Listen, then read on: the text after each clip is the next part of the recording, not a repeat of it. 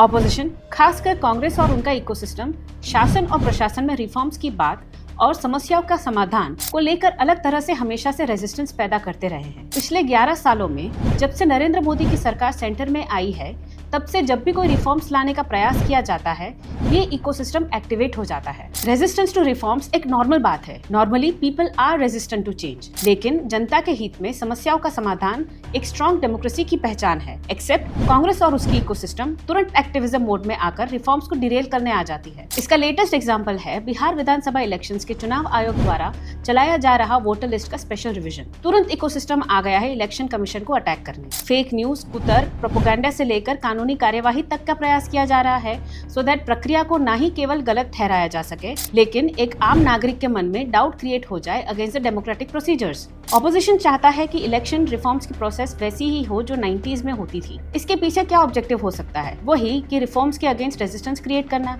Essentially the opposition wants to prove that the challenges that remain before the election commission with regards to voter list are the same as they were 3 decades back, but it is not so। पिछले 3 दशकों में नई challenges I हैं और उसके लिए हमें approach भी बदलना होगा। ऑपरेशन सिंदूर के बाद हमने देखा कि भारत में कितने क्षेत्रों में पाकिस्तानी सिटीजन्स रह रहे हैं, और जब तक वो सामने नहीं आया था तब तक हमें इस समस्या के बारे में पता ही नहीं था। पिछले दिनों हमने बांग्लादेशी नागरिकों को आइडेंटिफाई करके रिपोर्ट करने का काम शुरू किया, वो भी सबके सामने है। ये सब चेक्स एंड बैलेंसेस जरूरी है to protect our national integrity. ये देश देशवासियों का है, घुसपैठियों का नहीं। इस बात से विपक्ष को क्या तकलीफ है? क्या उनका वोट बैंक देश की सिक्योरिटी से ज्यादा इंपॉर्टेंट है? जो देश का ना हुआ वो देशवासियों का क्या ही होगा?